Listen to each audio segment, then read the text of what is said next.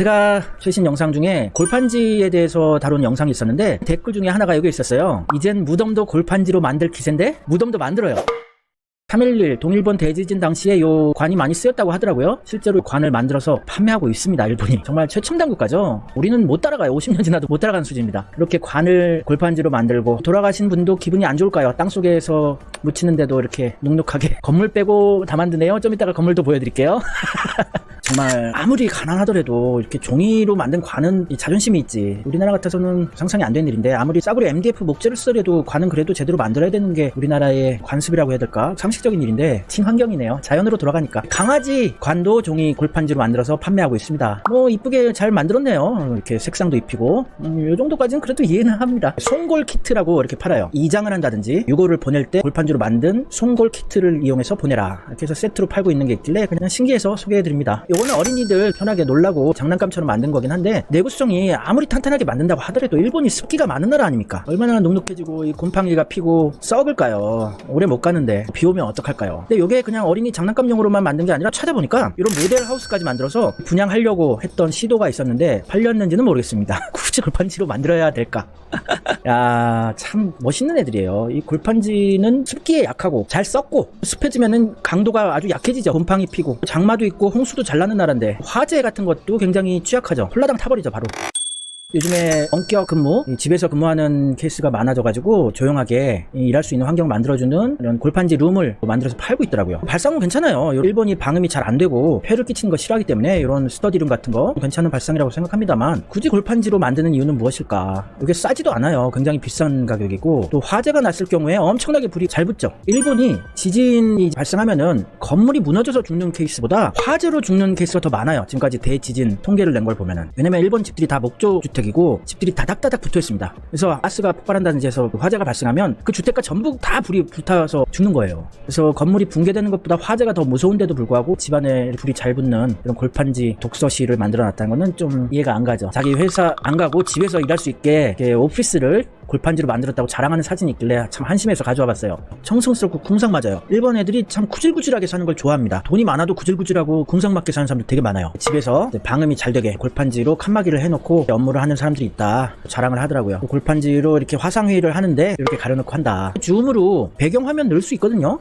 크로마키 배경 안 해도 깨끗하게 나오는 건 아닙니다만 배경화면을 설정할 수 있어요. 근데 왜 이렇게 구질구질하게 궁상을 떨고 청승을 떠는 걸까? 참 알 수가 없는 애들이죠. 우리나라는 그래도 깔끔하게 이 칸막이 같은 거 아크릴로 해서 투명한 걸 쓰는데 얘들은 깔끔하게 아크릴로 통째로 쓰면 될걸 테두리를 꼭 이렇게 골판지를 붙여요. 구질구질 구중스럽게. 골판지로 칸막이를 하는 거를 요즘에 인터넷에서 많이 팔아요. 일본에서 3면을 가려서 안심하고 비말이 튀지 않게 업무를 볼 수 있다고 이거 파는 거예요. 요게 싸지도 않아요. 황당할 정도로 가격이 비쌉니다. 21,900엔 22만원을 주고 이걸 사시겠어요? 이거 아크릴로 만들면은 5만원이면 충분히 만들 수 있는데 골판지 칸막이를 22만원에 판다는 거는 요걸 또 사요. 참, 그러니까 이해하려고 하지 마세요. 일본을 이해하려는 시도를 금한다. 이런 골판지를 22만원에 사가지고 관공서, 은행 이런 데서 많이 쓰고 있다고 하네요. 요거 코로나가 만약에 몇 년 더 간다고 그러면은 요거 다시 못 씁니다. 눅눅해지고 계속 변질되죠. PCR 검사용 의사를 지키는 실드래요. 요까지 걸 만들어서 또 팔고 요게 의사를 지킨다고 방송에서 자랑하고 정말 아이디어가 좋다 일본 사람들 이렇게 자위하고 만족하고 살아요. 그러니까 우리나라랑 이미 실생활의 수준은 엄청나게 차이가 나는 겁니다. 지금 우리나라의 PCR 검사 부스를 한번 보자고요. 최첨단이죠. 우리나라에서 아이디어를 낸 거고 아주 그냥 깔끔하게 그냥 시스템을 구축해 버렸어요. 이 짧은 기간 안에. 일본은 이런 골판지를 쓰고 이것도 우리나라 따라한다고 한 건데 비슷하게 따라는 못하고 골판지로 따라한 거죠. 그리고 학교에서도 이렇게 골판지로 칸막이를 쓰는 학교가 많다고 하더라고요. 밑에 사진은 나리타 공항에 또 골판지로 침대 세트를 만들어 놓은 건데 이것도 한 2-30만 원 합니다. 세트에. 외국인들 입국자들 코로나 검사 결과 나올 때까지 여기서 격리시키는 거죠. 구질구질하게 삽니다. 그냥 라꾸라꾸 침대를 몇백 개 그냥 단체 주문해서 사는 게 더 싸고 관리하기도 편한데 이 골판지라는 건요 보관을 할 때 접어서 이렇게 쫙 올려놔서 보관을 하는데 습해지면 이게 달라붙어 버려요. 쫙쫙 떡이 돼 버립니다. 그러면 이제 다시는 못 사용하죠. 일회용인데 일회용을 이렇게 비싼 가격을 주고 산다는 것 자체도 웃기고 참 재밌는 나라예요. 재밌는 나라. 우리나라는 평균적으로 이래요. 완전 투명한 아크릴 칸막이 쓰는 학교도 많고 이게 그냥 일반적인 한국 학교의 모습입니다. 공립학교.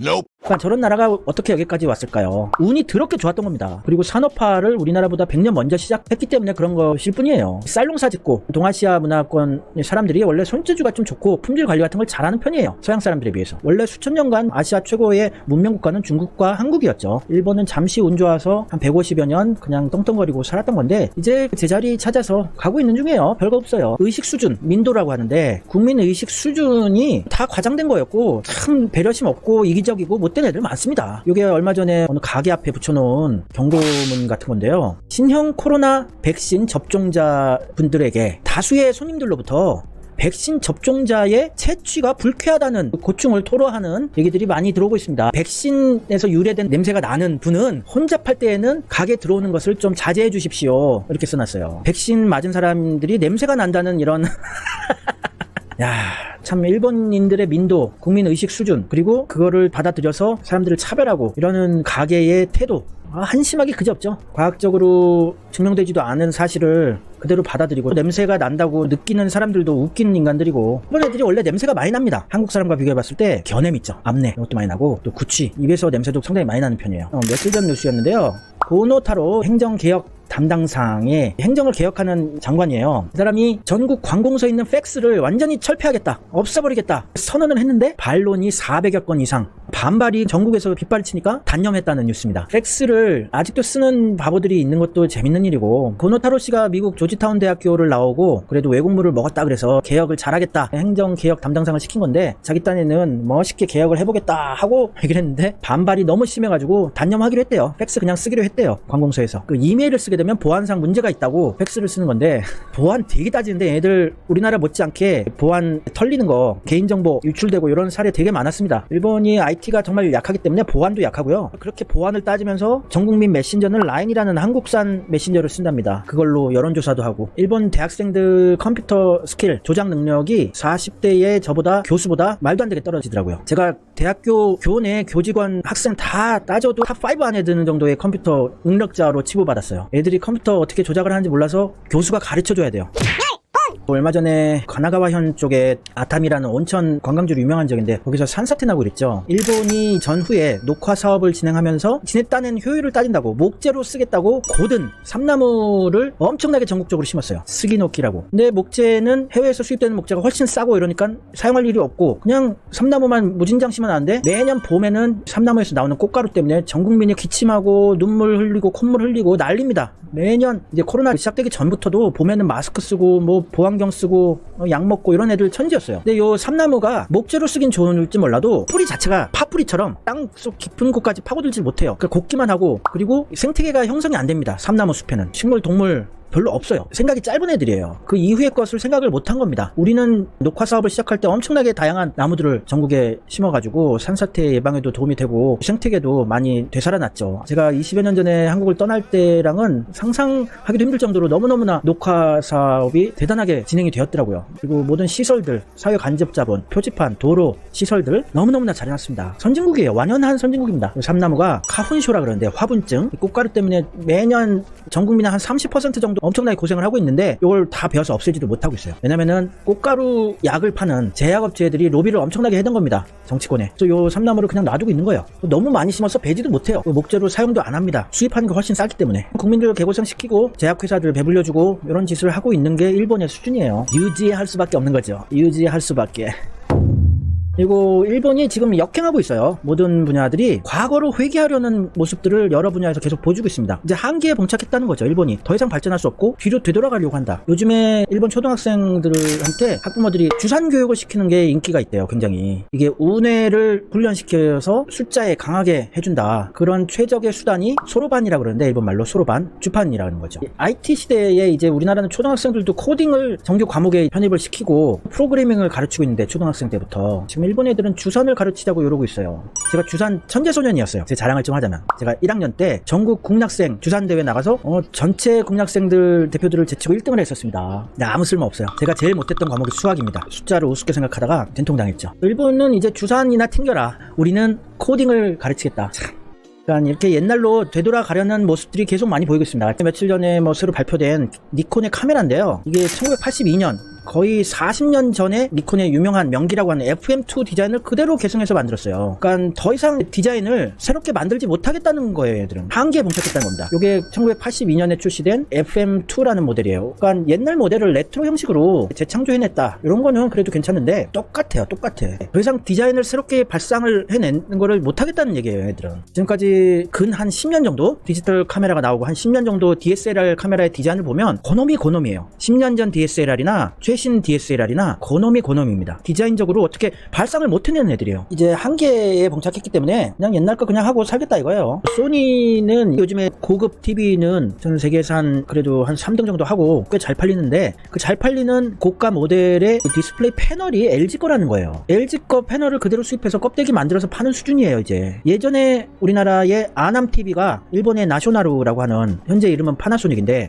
그 나쇼나루 브라운관을 직수입해가지고 껍데기 만들어서 제일 화질이 좋았어요. 아남 나쇼나루라고 해서 팔았었죠. 그 시절에는 일본이 우습게 봤죠, 우리를. 아남은 일본 거 수입해서 만드니까 제일 화질이 좋았다. 얼마나 한심하게 봤겠습니까? 근데 그 상황이 완전히 지금 역전이 됐다는 거예요. 그러니까 소니 LG가 된 거죠. 아남 나쇼나루처럼 소니의 올레드 TV는 LG 디스플레이를 쓰니까 소니는 이제 기술력적인 면에서는 혁신이 있을 수도 없고, 이미지 센서만 세계 시장에서 한 반 정도 점유율을 보여주고 있긴 합니다만, 삼성한테 이제 뺏길 것만 기다리고 있는 상황이에요. 이미지 센서 기술력 개발 스피드 모든 면에서 안 되거든요, 삼성한테는. 다 따라잡힐 거고. 그러면은 또 일봉들이 그러죠.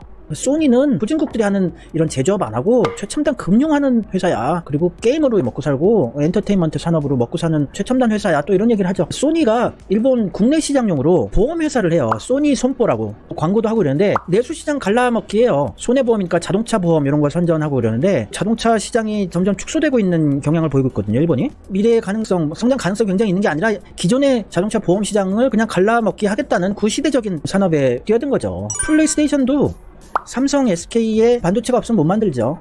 그리고 국내 생산이 아니라 대만의 폭스콘이라고 있죠. 그 아이폰 위탁 생산하는 업체에서 만드는 겁니다. 중국 생산이에요. 과거에 잘 나갈 때 콜롬비아 영화사 M&A 해가지고 그걸로 아직 연명하는 거고, 컨텐츠 사업도 별게 없습니다.